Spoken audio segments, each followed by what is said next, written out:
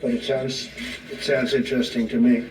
So he wasn't addressing you, but you were on stage at the time, and you write about it in your book. What do you think was going through his mind, and what did you talk to him about afterwards regarding that comment? You know, Christine, first of all, I wasn't on stage for that one. Deb Burks was, but that's irrelevant to your question. So I write about this in the memoir. President Trump so much wanted the COVID outbreak, the pandemic, to disappear in March and April because he wanted it to act like flu. It was very, very disturbing to him because A, the economy was being impacted and he was focusing on the election cycle. So what he did is that he would hope that it would go away in March, the beginning of April. When it didn't, he said things that were not true. He said it would go away like magic.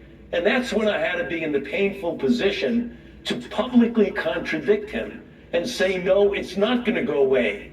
When he became clear to him that it wasn't going to go away, he started grabbing for magic elixirs to essentially cure it. Hence, we had hydroxychloroquine, even though there was no evidence that hydroxychloroquine worked, and in fact, it might hurt people.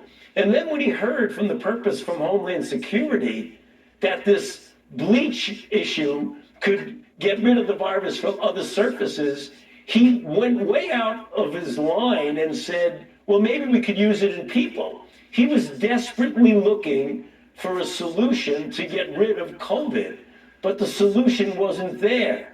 And that's when I had to come in conflict with him because I had to tell the public that those things were just not true.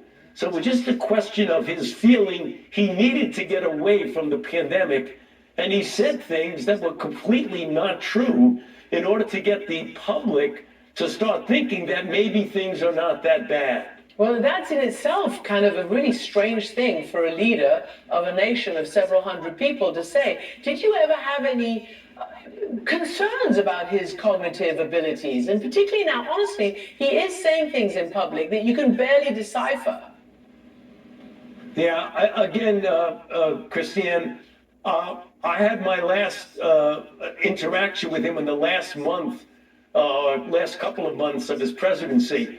I didn't detect any cognitive issues. I just was very perplexed by the lack of facts and honesty in things that he said.